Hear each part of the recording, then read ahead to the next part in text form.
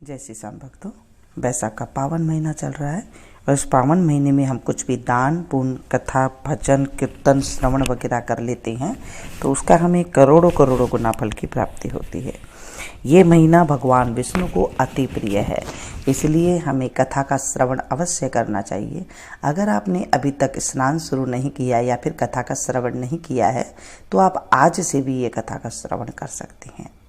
इस कथा को सुनने से सुनाने से हमारे जीवन के कष्टों का निवारण होता है। आप भी कथा सुनते वक्त हुंकारा जरूर भरें।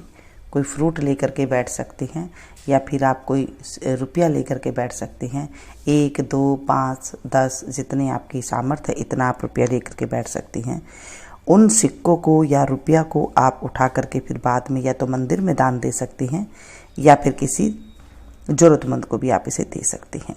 फ्रूट है उसे भी आप दे सकते हैं, कोई सब्जी है कोई फ्रूट है उसे ज़रूर लेकर के बैठा करें ताकि आपको कथा का पुण्य फल प्राप्त हो। आज हम बैसाख मास के 19वां अध्याय का पाठ का स्मरण करेंगे जो भगवान विष्णु को अति प्रिय है। बोले विष्णु भगवान की जय। श्रीमन नारायण नारायण नारायण, श्रीमन नारायण नारायण नारायण, भजमन नारायण नारायण नारायण, श्रीमन नारायण नारायण नारायण। बोले विष्णु भगवान की जय।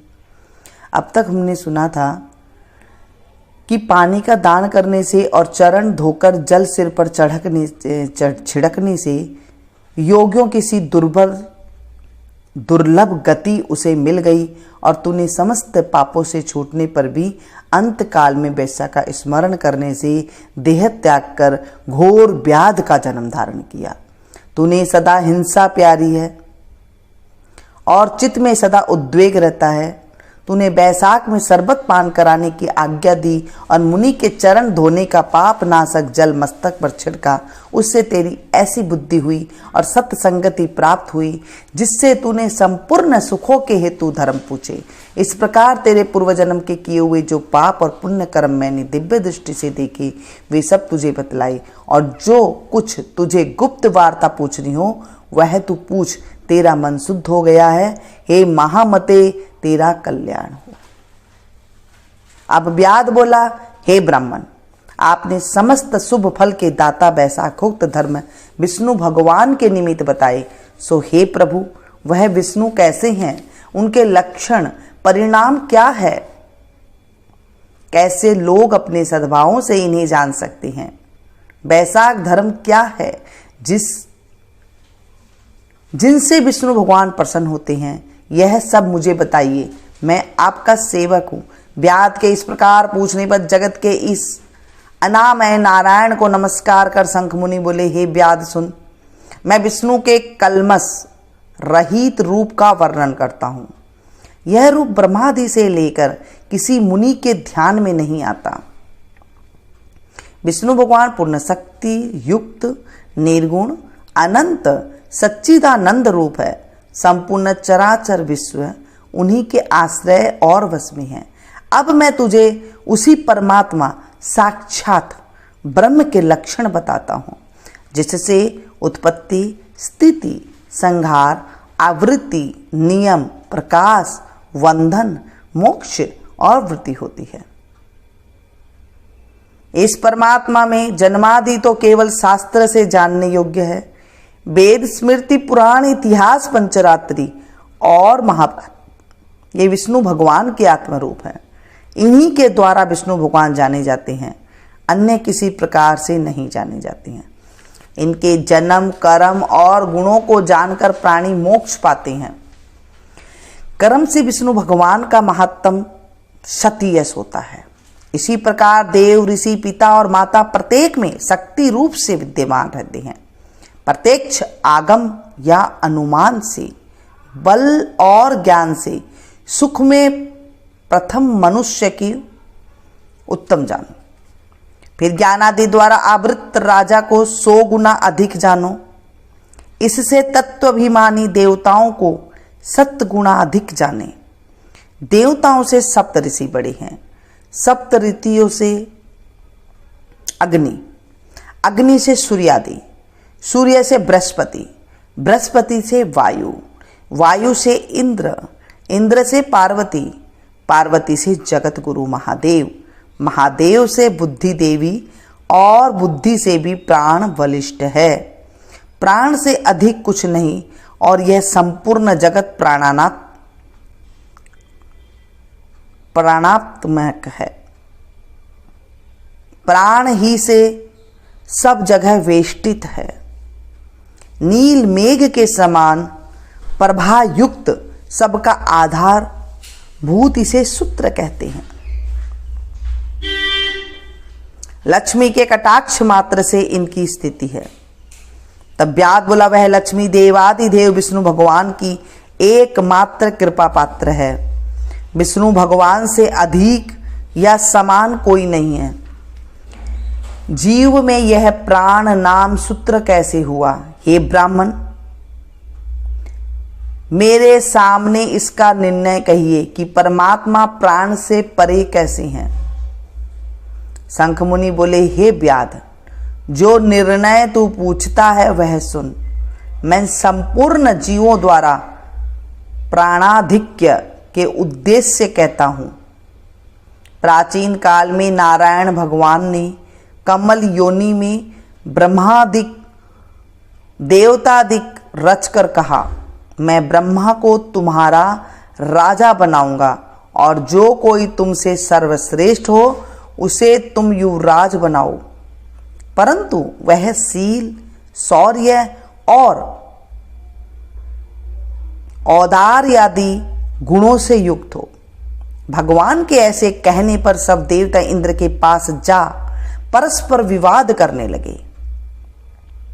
कोई सूर्य को सर्वश्रेष्ठ कहता है, कोई इंद्र को, कोई चुपचाप खड़े रहे। जब वह किसी प्रकार निर्णय नहीं कर पाए तब नारायण के पास गए और नमस्कार कर हाथ जोड़ कहने लगे, हे महाराज, हमने आपस में बहुत विचार किया परंतु हम में से कोई भी अधिक श्रेष्ठ नहीं दिखाई देता है। अतः हे प्रभु, आप ही इसका निर्णय करके हमारे संशय को दूर करिए। देवताओं के इस प्रश्न को सुनकर भगवान हंसकर कहने लगे कि मेरे विराट रूप शरीर में से जिसके निकलने से शरीर गिर पड़े और फिर उसके प्रवेश होने से खड़ा हो जाए, वही सब देवताओं में अधिक श्रेष्ठ है और कोई नहीं। यह सुनकर देवताओं ने तथास्तु ऐसा ही हो कहा। तब जयंत नाम का देवता भगवान के पांवों से निकल गया। तब उसको पंगु कहने लगे। गुहेंद्रिय में से दक्ष नाम प्रजापति निकल गए। तब उसे षड कहने लगे।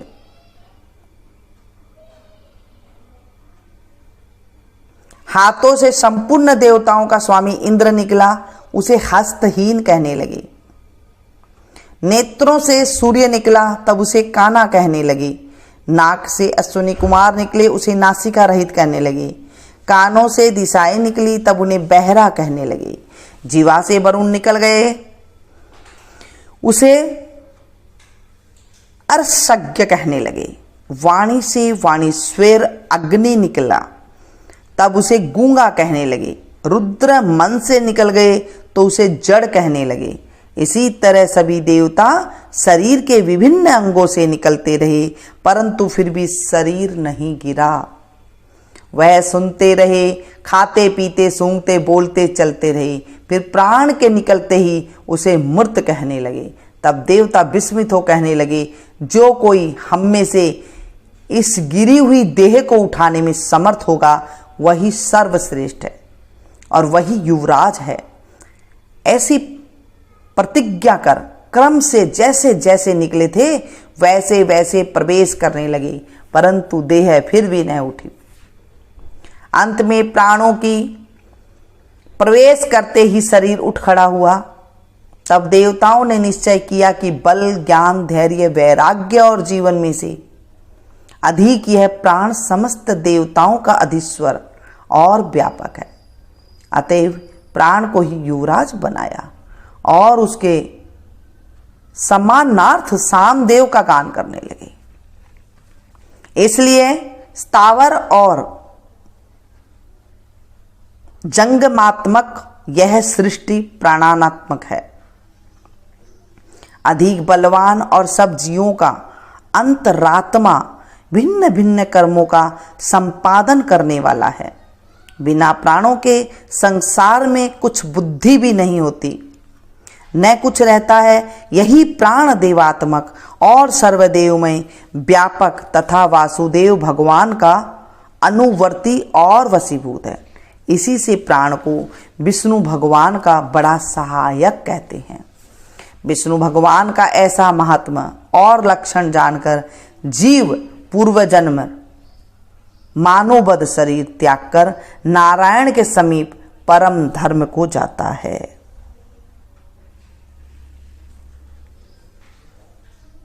शंख मुनि के ऐसे वाक्य सुन व्याध प्रसन्न हो कहने लगा, सर्वेश्वर, प्राण की महिमा जो कहीं भी विदित नहीं है न सुनी गई है, आप मुझसे कहिए। तब शंख मुनि बोले, प्राचीन काल में देवादिदेव अनामय नारायण भगवान का अश्वमेध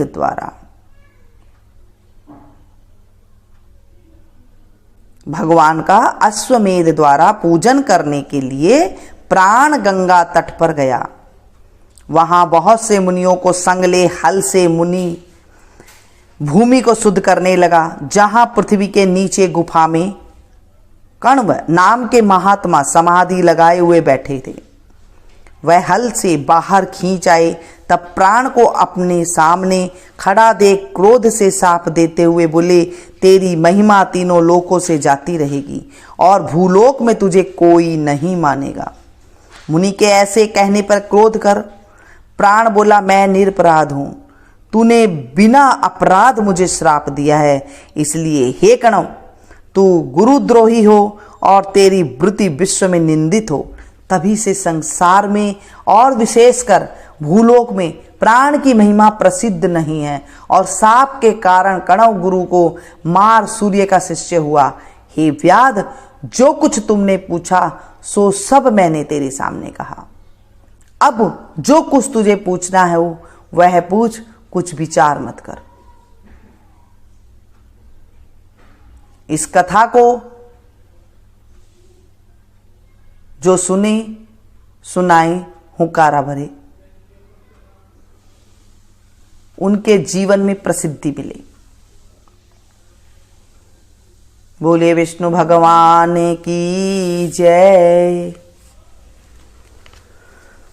कृष्ण गोविंद गोविंद गोपाल नंदलाल, कृष्ण गोविंद गोविंद गोपाल नंदलाल, कृष्ण गोविंद गोविंद गोपाल नंदलाल, कृष्ण गोविंद गोविंद गोपाल नंदलाल। हे गोपाल नंदलाल, हे गोपाल नंदलाल, गोपाल नंदलाल, हे गोपाल नंदलाल, हे गोपाल नंदलाल, हे गोपाल नंदलाल, गोपाल नंदलाल, हे गोपाल नंदलाल, कृष्ण गोविंद गोविंद गोपाल नंदलाल, कृष्ण गोविंद गोविंद गोपाल नंदलाल, गोपाल नंदलाल, गोपाल नंदलाल। बोले विष्णु भगवान की जय। आज हमने 19वां अध्याय का पाठ का स्मरण किया है और इसके बाद आप इसे लोगों को जरूर सुनाएं। इसे ज़्यादा से ज़्यादा अपनों के साथ शेयर करें ताकि जो थोड़े दिन बाकी हैं अभी, तो उसमें आप इसका पुण्य फल प्राप्त कर सके, आपके जीवन में भी शुभता के फल की प्राप्ति हो। मिलती हूँ फिर से एक नई वीडियो में, नई कथा के साथ, नई जानकारी के साथ। Thank you.